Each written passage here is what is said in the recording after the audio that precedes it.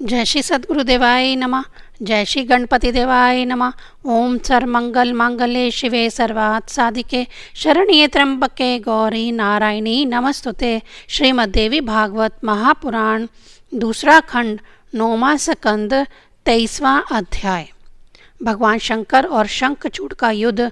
भगवान श्री हरि का वृद्ध ब्राह्मण के वेश में शंखचूड़ से कवच मांग लेना और शंखचूड़ का रूप धारण कर तुलसी से हास विलास करना, शंखचूड़ का भस्म होना और सुदामा गोप के रूप में गोलोक पहुंचाना। श्री नारायण बोले, हे नारद, तत्व ज्ञान के पूर्ण विद्वान शिवजी संपूर्ण बातें सुनकर अपने गणों के साथ स्वयं संग्राम भूमि में गए। शिवजी को देखकर उस शंखचूड़ ने तत्काल विमान से उतरकर परम भक्ति पूर्वक पृथ्वी पर मस्तक टेक कर दंडवत प्रणाम किया। उन्हें प्रणाम करके वह बड़े विवेक से रथ पर चढ़ गया और शीघ्रता पूर्वक कवच धारण कर उसने अपना दुर्वाह धनुष उठा लिया। हे ब्राह्मण, भगवान शिव तथा दानव शंखचूड़ का वह युद्ध पूरे 100 वर्षों तक होता रहा। वे एक दूसरे को ना तो जीत पाते थे और ना एक दूसरे से पराजित ही हो रहे थे। कभी अपना शस्त्र रखकर भगवान शिव वृषभ पर विश्राम करने लगते और कभी शस्त्र रखकर दानव शंखचूड़ रथ पर ही विश्राम करने लगता था। असंख्य दानवों का संहार हुआ, साथ ही रण में देव पक्ष के जो योद्धा मारे गए थे उन्हें भगवान शिव ने पुनः जीवित कर दिया। इसी बीच एक परम आतुर बूढ़े ब्राह्मण देवता रणभूमि में आकर दानवेंद्र शंखचूड़ से कहने लगे। वृद्ध ब्राह्मण बोले, हे राजेंद्र, मुझ ब्राह्मण को भिक्षा प्रदान कीजिए। इस समय आप संपूर्ण संपदाओं को देने में समर्थ है, अतः मेरे मन में जो अभिलाषित है उसे दीजिए। इस समय पहले आप मुझ निरही वृद्ध तथा तृष्णित ब्राह्मण को देने के लिए सत्य प्रतिज्ञा कीजिए, तब बाद में मैं अपनी अभिलाषा बतलाऊंगा। इस पर प्रफुल्लित मुख तथा नेत्रों वाले राजेंद्र शंखचूड़ ने हाँ हाँ ठीक है ऐसा कहा। तत्पश्चात वृद्ध ब्राह्मण रूपधारी श्री हरि ने अत्यधिक माया के साथ कहा, मैं तुम्हारा कवच चाहता हूँ। उनकी बात सुनकर शंखचूड़ ने कवच दे दिया और भगवान श्री हरि ने उसे ले लिया। तत्पश्चात वे शंखचूड़ का रूप धारण कर तुलसी के पास गए। वहां पहुंचकर उन्होंने माया पूर्वक उस तुलसी में अपने तेज का आधान किया। उसी समय शंकर जी ने श्री हरि का दिया हुआ त्रिशूल शंखचूड़ पर चलाने के लिए हाथ में ले लिया। वह त्रिशूल ग्रीष्म ऋतु में मध्याह्नकालीन सूर्य और परले अग्नि की शिखा के समान तेजवान था। किसी से भी रोका ना जा सकने वाला प्रचंड अव्यर्थ तथा शत्रुघातनी वह त्रिशूल तेज में भगवान विष्णु के चक्र के समान था। वह सभी शस्त्र अस्त्रों का सार स्वरूप था। वह भयंकर त्रिशूल शिव तथा केशव के अतिरिक्त अन्य लोगों के लिए दुर्वाह तथा भयंकर था। वह लंबाई में 1000 धनुष के बराबर तथा चौड़ाई में 100 हाथ की माप वाला था। वह त्रिशूल साक्षात सजीव ब्रह्म स्वरूप ही था। वह नित्य स्वरूप था, उसे सभी लोग देख नहीं सकते थे। हे नारद, भगवान शंकर ने संपूर्ण ब्रह्मांड का संहार करने में समर्थ उस त्रिशूल को अपनी लीला से हाथ पर संभाल कर शंखचूड़ पर फेंक दिया। तब सभी रहस्य समझकर राजा शंखचूड़ अपना धनुष त्याग कर तथा बुद्धिपूर्वक योग आसन लगाकर भक्ति के साथ श्री कृष्ण के चरण कमल का ध्यान करने लगा। वह त्रिशूल कुछ समय तक चक्कर काटकर दानव शंखचूड़ के ऊपर जा गिरा। उस त्रिशूल ने रथ समेत शंखचूड़ को लीलापूर्वक जलाकर भस्म कर दिया। तदनंतर शंखचूड़ ने किशोरा अवस्था तथा दिव्य रूप वाले एक गोप का वेश धारण कर लिया। वह 2 भुजाओं से सुशोभित था। उसके हाथ में मुरली थी तथा वह रत्नमय आभूषणों से अलंकृत था। वह उसी समय गोलोक से आए हुए तथा करोड़ों गोपों से घिरे हुए एक सर्वोत्तम रत्न निर्मित विमान पर आरूढ़ होकर गोलोक चला गया। हे मुनि, वहां पहुंचकर उसने वहां के वृंदावन में रासमंडल के मध्य विराजमान श्री कृष्ण और राधा के चरण कमल में भक्तिपूर्वक मस्तक झुकाकर प्रणाम किया। उस सुदामा गोप को देखकर उन दोनों के मुख तथा नेत्र प्रसन्नता से खिल उठे और उन्होंने अत्यंत प्रेम के साथ उसे अपनी गोद में बिठा लिया। तदंतर वह त्रिशूल वेगपूर्वक आदर के साथ श्री कृष्ण के पास लौट आया। शंखचूड़ की हड्डियों से शंख जाति की उत्पत्ति हुई। वही शंख अनेक प्रकार के रूपों में निरंतर विराजमान होकर देवताओं की पूजा में पवित्र माना जाता है। अत्यंत प्रशस्त, पवित्र तथा तीर्थ जल स्वरूप शंख जल के केवल शंकर जी को छोड़कर अन्य देवताओं के लिए परम प्रीतिदायक है। जहाँ शंख की ध्वनि होती है वहाँ लक्ष्मी जी स्थिर रूप से सदा विराजमान रहती हैं। जो शंख के जल से स्नान कर लेता है उसने मानो समस्त तीर्थों में स्नान कर लिया। शंख भगवान श्री हरि का अधिष्ठान स्वरूप है। जहाँ शंख रहता है वहाँ भगवान श्री हरि विराजमान रहते हैं। वहीं पर भगवती लक्ष्मी भी निवास करती है तथा उस स्थान से सारा अमंगल दूर भाग जाता है। किंतु स्त्रियों और विशेष रूप से शूद्रों के द्वारा की गई शंख ध्वनियों से भयभीत तथा रुष्ट होकर लक्ष्मी जी उस स्थान से अन्य देश को चली जाती हैं। दानव शंखचूड़ को मारकर शिवजी भी वृषभ पर सवार होकर अपने गणों के साथ प्रसन्नता पूर्वक शिवलोक चले गए। देवताओं ने अपना राज्य प्राप्त कर लिया और वे परम आनंदित हो गए। स्वर्ग में दुदुम्बियाँ बजने लगी। गंधर्व तथा किन्नर गाने लगे। भगवान शिव के ऊपर निरंतर पुष्प वृष्टि होने लगी और देवता तथा श्रेष्ठ मुनिवर आदि उन शिव जी की प्रशंसा करने लगे। 23वां अध्याय समाप्त। 24वां अध्याय। शंखचूड़ रूपधारी श्री हरि का तुलसी के भवन में जाना, तुलसी का श्री हरि का पाषाण होने का शाप देना, तुलसी महिमा, शालाग्राम के विभिन्न लक्षण एवं महात्म्य का वर्णन। नारद जी बोले, भगवान नारायण ने कौन सा रूप धारण कर तुलसी में वीर्याधान किया था, उसे मुझे बतलाइए।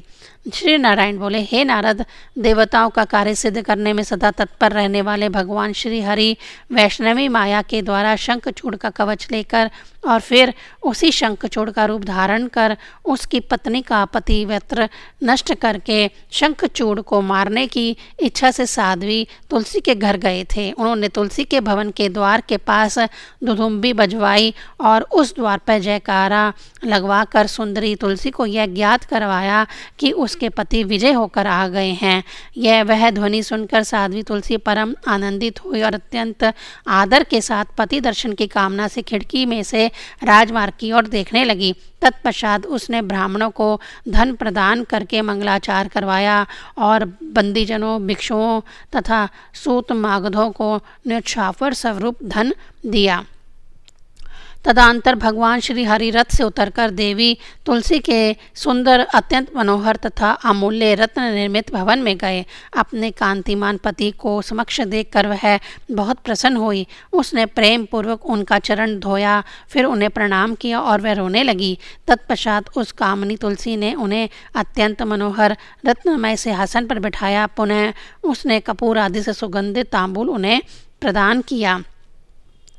इसके बाद तुलसी ने कहा, आज मेरा जन्म तथा जीवन ये दोनों सफल हो गए, क्योंकि मैं युद्ध भूमि में गए हुए अपने प्राणनाथ को फिर से घर में देख रही हूँ। तत्पश्चात मुस्कान युक्त तिरछी दृष्टि से देखती हुई, काम मद से विहल और पुलकित अंगों वाली तुलसी अपने प्राणनाथ से मधुर वाणी में युद्ध संबंधी समाचार पूछने लगी। तुलसी बोली, प्रभु, असंख्य ब्रह्मांडों का संहार करने वाले शिवजी के साथ हुए युद्ध में आपकी विजय कैसी हुई? हे कृपानिधे, मुझे बतलाइए। तुलसी का वचन सुनकर शंखचूड़ रूपधारी लक्ष्मीकांत श्री हरि उस तुलसी से हंसकर अमृतमय वाणी में कहने लगे। श्री भगवान बोले, हे प्रिय, हम दोनों का युद्ध पूरे 1 वर्ष तक होता रहा। हे कामनी, उस युद्ध में सभी दानवों का विनाश हो गया।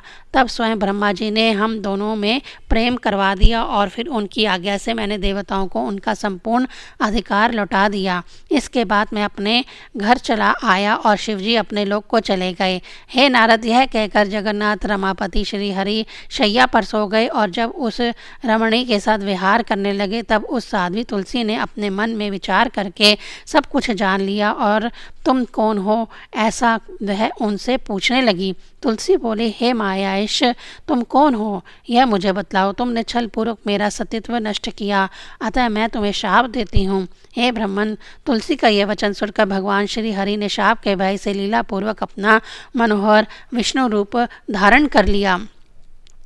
तब देवी तुलसी ने नूतन मेघ के समान श्याम वर्ण वाले, शरदकालीन कमल के समान नेत्रों वाले, करोड़ों कामदेव के समान सुंदर प्रतीत होने वाले, रत्नमय आभूषणों से अलंकृत, मंद मंद मुस्कान से युक्त प्रसन्न मुखमंडल वाले, पीतांबर धारण किए हुए तथा अनुपम शोभा संपन्न देवाधिदेव सनातन श्री हरि को अपने समक्ष देखा। उन्हें देखकर कामनी तुलसी लीलापूर्वक पूर्णतः मूर्छित हो गई और कुछ देर बाद चेतना प्राप्त करके वह उन श्री हरि से पुनः कहने लगी। तुलसी बोली, हे नाथ, आप पाषाण सदृश हो गए हैं, आप में दया नहीं है। आपने छल पूर्वक मेरा धर्म नष्ट करके मेरे स्वामी को मार डाला। हे प्रभु, आप पाषाण हृदय वाले हैं तथा दयाहीन हो गए हैं। अतः हे देव, आप इसी समय लोक में पाषाण रूप में हो जाएं। जो लोग आपको साधु कहते हैं वे भ्रमित हैं, इसमें संदेह नहीं है। दूसरे का हित साधने के लिए आपने अपने भक्त को क्यों मार डाला? हे नारद, इस प्रकार शोक संतप्त तुलसी ने बहुत रुदन तथा बार बार विलाप किया। तदंतर करुणा रस के सागर कमलापति श्री हरि तुलसी की करुणाइक से अवस्था देखकर नीति युक्त वचनों से उसे समझाते हुए कहने लगे। श्री भगवान बोले, हे भद्रे, तुमने भारत में रहकर मेरे लिए बहुत समय तक तपस्या की है। साथ ही इस शंखचूड़ ने भी उस समय तुम्हारे लिए दीर्घ समय तक तपस्या की थी। तुम्हें पत्नी रूप में प्राप्त करके उसने तपस्या का फल प्राप्त करके तुम्हारे साथ विहार किया है। अब तुम्हें तुम्हारे द्वारा की गई तपस्या का फल देना उचित है। हे रामे, तो अब तुम इस शरीर को त्याग कर तथा दिव्य देह धारण करके मेरे साथ आनंद करो और मेरे लिए लक्ष्मी के समान हो जाओ। तुम्हारा यह शरीर गंडकी नदी के रूप में प्रसिद्ध होगा। वह पवित्र नदी पुण्यमय भारतवर्ष के मनुष्यों को उत्तम पुण्य देने वाली होगी। तुम्हारा केश समूह पुण्य वृक्ष के रूप में प्रतिष्ठित होगा। तुम्हारे केश से उत्पन्न वह वृक्ष तुलसी नाम से प्रसिद्ध होगा। हे वरानने, देव पूजन में प्रयुक्त होने वाले त्रिलोकी के समस्त पुष्पों तथा पत्रों में तुलसी प्रधान रूप वाली मानी जाएगी। स्वर्गलोक, मृत्युलोक, पताल तथा गोलोक, इन सभी स्थानों में तुम मेरे सानिध्य में रहोगी। वृक्ष श्रेष्ठ उत्तम तुलसी नाम से तुम पुष्पों के मध्य सदा प्रतिष्ठित रहोगी। गोलोक,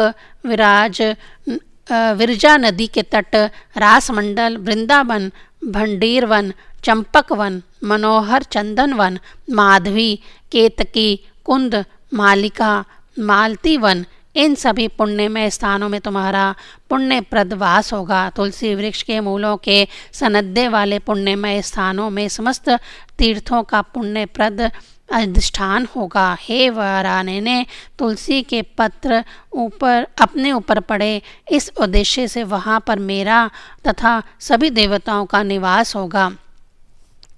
तुलसी पत्र के जल से जो व्यक्ति स्नान करता है उसने मानो सभी तीर्थों में स्नान कर लिया और वह सभी यज्ञों में दीक्षित हो गया। हजारों अमृत कलशों से भगवान श्री हरि को जो संतुष्टि होती है वह उन्हें तुलसी का एक पत्र अर्पण करने से अवश्य ही मिल जाती है। जो फल 10,000 गायों को दान करने से होता है, वही फल कार्तिक मास में तुलसी के पत्र के दान से प्राप्त हो जाता है। जिस व्यक्ति को मृत्यु के अवसर पर तुलसी पत्र का जल सुलभ हो जाता है, वह सभी पापों से मुक्त होकर विष्णु लोक में प्रतिष्ठा प्राप्त करता है।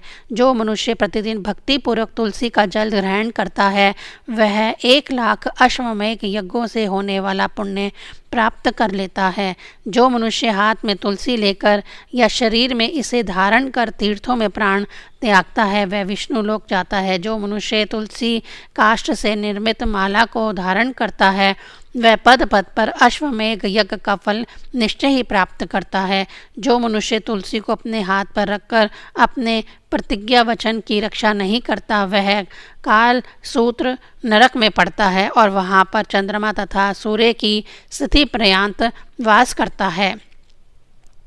जो मनुष्य इस लोक में तुलसी के समीप झूठी प्रतिज्ञा करता है, वह कुंभीपाक नरक में जाता है और 14 इंद्रों की स्थिति तक वहाँ पड़ा रहता है।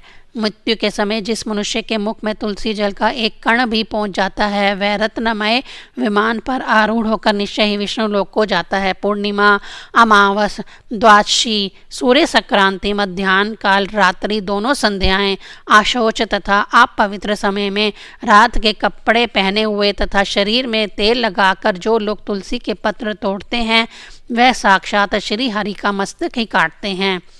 श्राद्ध, व्रत, दान, प्रतिष्ठा तथा देवरचन के लिए तुलसी पत्र बासी होने पर भी 3 रात तक शुद्ध बना रहता है। पृथ्वी पर पड़ा हुआ अथवा जल में गिरा हुआ या श्री विष्णु को चढ़ाया हुआ तुलसी पत्र धो देने पर दूसरे कार्यों के लिए भी शुद्ध होता है। वृक्षों की अधिष्ठात्री देवी बनकर तुम शाश्वत गोलोक में मुझ कृष्ण के साथ सदा विहार करोगी। उसी प्रकार भारतवर्ष में नदियों की जो अत्यंत पुण्यदायिनी अधिष्ठात्री देवी हैं उस रूप में भी तुम मेरे ही अंश स्वरूप लवण समुंदर की पत्नी बनोगी। स्वयं महासाध्वी तुम बैकुंठ लोक में मेरे सन्निकट लक्ष्मी के समान भार्या के रूप में सदा विराजमान रहोगी, इसमें संदेह नहीं है। मैं भी तुम्हारे शाप से पाषाण बनकर भारतवर्ष में गंडकी नदी के तट के समीप निवास करूंगा। वहां रहने वाले करोड़ों कीट अपने तीक्ष्ण दांत रूपी श्रेष्ठ आयुधों से काट काट कर उस शिला के गड्ढे में मेरे चक्र का चिन्ह बनाएंगे, जिसमें एक द्वार का चिन्ह होगा, 4 चक्र होंगे और जो वनमाला से विभूषित होगा वह नवीन मेघ के समान वर्ण वाला पाषाण लक्ष्मी नारायण नाम से प्रसिद्ध होगा, जिससे एक द्वार का चिन्ह तथा 4 चक्र के चिन्ह होंगे, किंतु जो वनमाला की रेखा से रहित होगा उस नवीन मेघ के समान श्याम वर्ण वाले पाषाण को लक्ष्मी जनार्दन नाम वाला समझना चाहिए।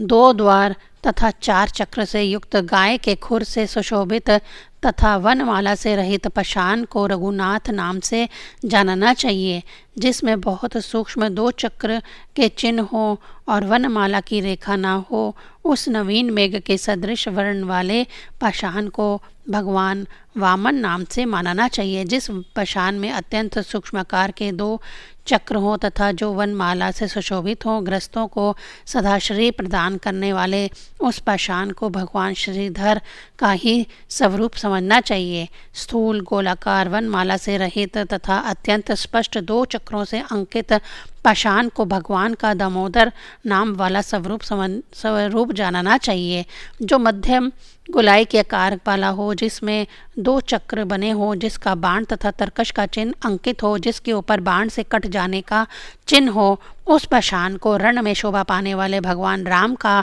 विग्रह समझना चाहिए। मध्यम आकार वाले 7 चक्रों के चिन्हों से अंकित छत्र तथा आभूषणों से अलंकृत पाषाण को भगवान राजराजेश्वर समझना चाहिए। वह पाषाण मनुष्यों को विपुल राज संपदा प्रदान करने वाला है। जो पाषाण स्थूल हो, 14 चक्रों से सुशोभित तथा नवीन मेघ सदृश प्रभाव वाला हो, उस धर्म, अर्थ, काम, मोक्ष इन 4 प्रकार के फल प्रदान करने वाले पाषाण को भगवान अनंत का स्वरूप जानना चाहिए। जो चक्र के आकार वाला हो, जिसमें 2 चक्र श्री और गुरुख के चिन्ह सुशोभित हों, ऐसे मध्यम तथा नवीन मेघ के समान वर्ण वाले पाषाण को भगवान मधुसूदन का विग्रह समझना चाहिए। सुंदर दर्शन वाले तथा केवल एक गुप्त चक्र से युक्त पाषाण को भगवान गदाधर तथा 2 चक्र से युक्त एवं अश्व के मुख की आकृति वाले पाषाण को भगवान हयग्रीव का विग्रह कहा गया है।